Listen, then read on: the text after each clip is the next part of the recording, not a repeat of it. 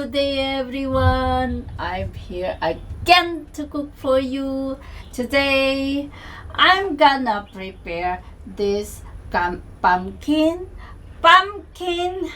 which we can do everything like soup or fry or stir fry, but today I'm gonna choose to make a pumpkin soup for today. The meat to become soup, it's very I cannot explain how the soup like a cheesy. It's not hard, or when you make a soup, this one they goes all together just like a cheese, and it's a very yummy. So I'm gonna make this. So it's look at this, it's very hard, and I always prepare this greeny outside. I don't know why, but I see some more pumpkin, especially this Halloween coming. The color is this orange, something like that. I don't know if that is the real color or already ripe, but I'm gonna make a yummy pumpkin soup this day. And I have this panel. I just take one stick on it, then I just mix it up, and all my yummy herbs go together. And I have also my fresh basil here. Now when you look at this, even though when you cut it slice, it's a little bit hard. So look at this. So I have to cut them slice, more easy to peel it. Okay, so look at this.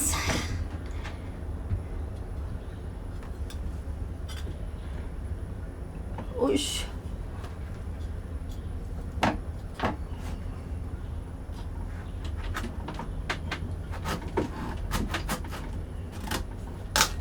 I always choose this kind of quality. I think this one is more sweet actually, but let's see.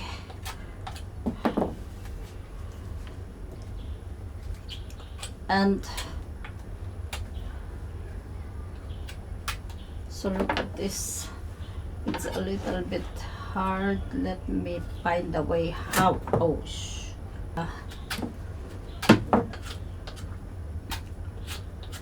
Animal can jump, pumpkin also will jump.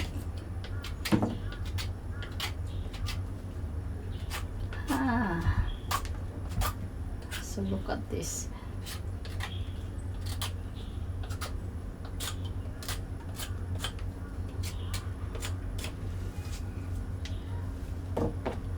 And it's almost. So look, this is like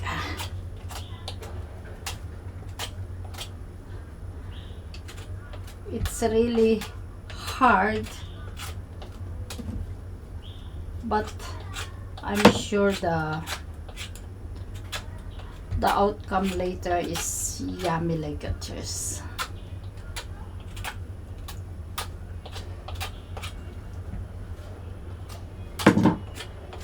Okay.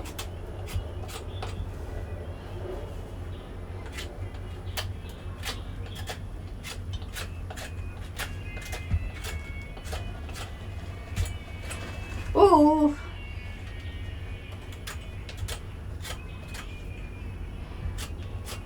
Little bit more. Yeah. Okay. You must have a wide patience with this when you're peeling it. Otherwise, you cannot. Then, I have to cut into a small piece.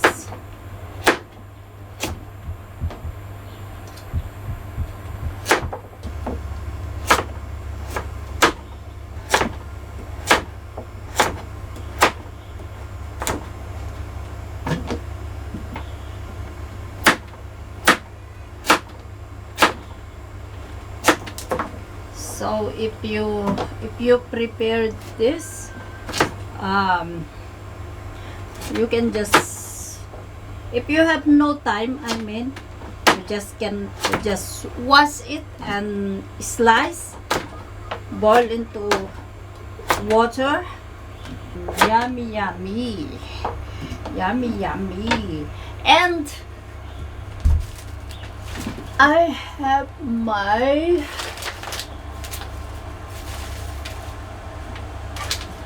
one onion.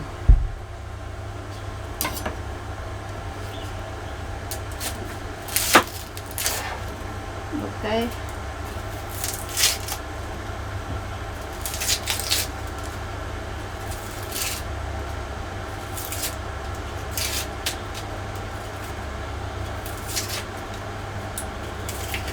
This onion is so yummy and good. And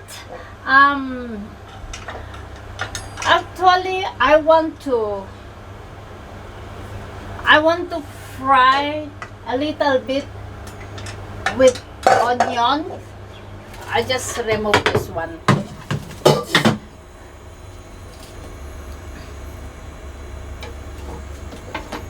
And I have my butter. I have to cut it.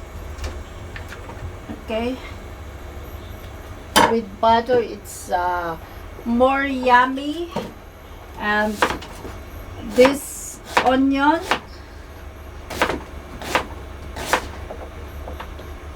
this one. So just mix it.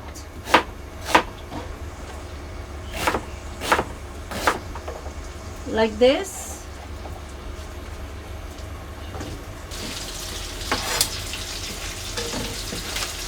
Oh, I have a little bit. I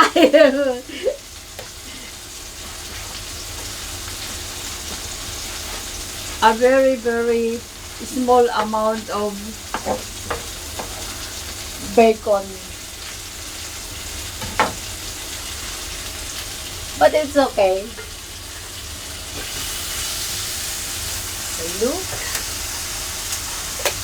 And I have my basil dry.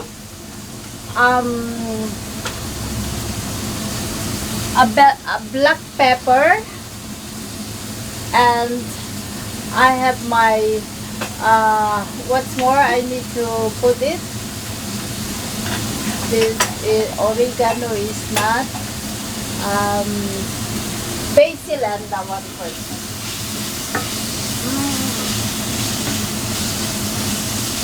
Smell wonderful. So just wait the onion, like just toast the onion and mix up with the pumpkin, so that until the fragrance come out, so that you have a delicious and yummy and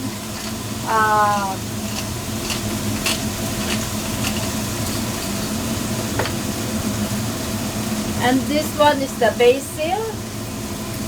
So you can mix it or or you can do it after cooking. But for me to make more stronger the taste, better you have to put it right away, and so that can mix up into the pumpkin. And I have 1 teaspoon of salt. Okay. So look at this. Okay. Now I have to mix up with this pumpkin so that can frying a little bit.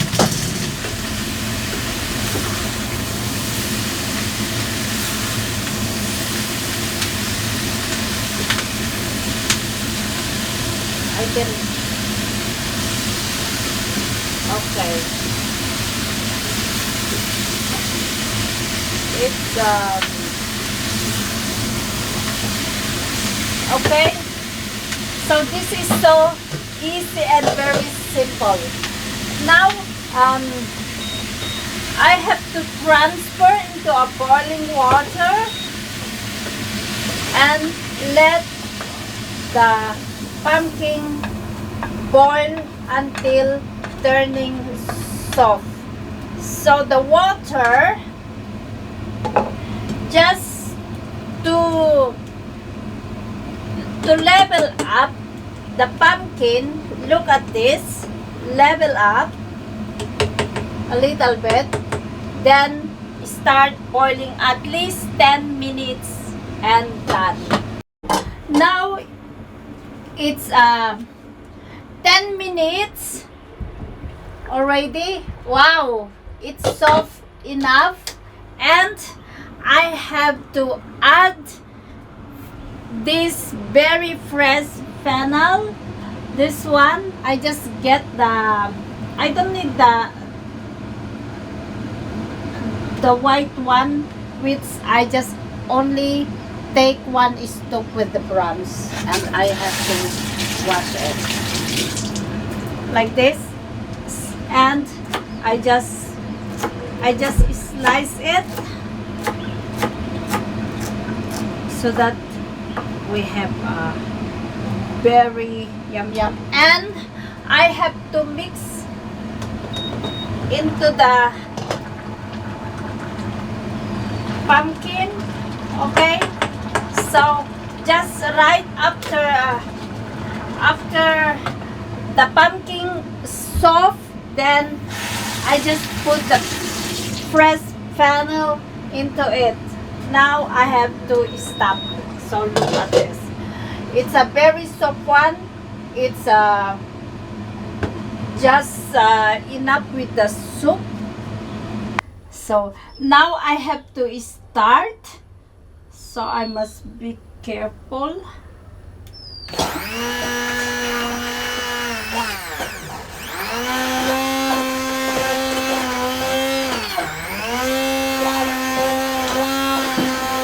Okay. You must see, every time you have to press, you must lift it up so that can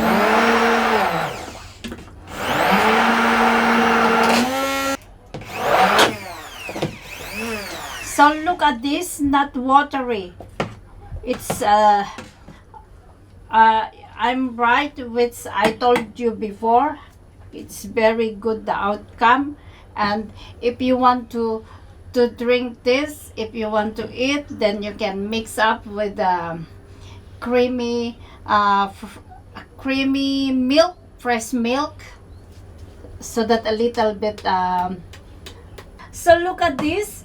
It's a creamy, but when you want a little bit with the milk,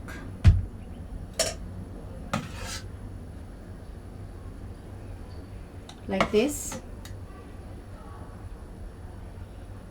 yum. So let me try.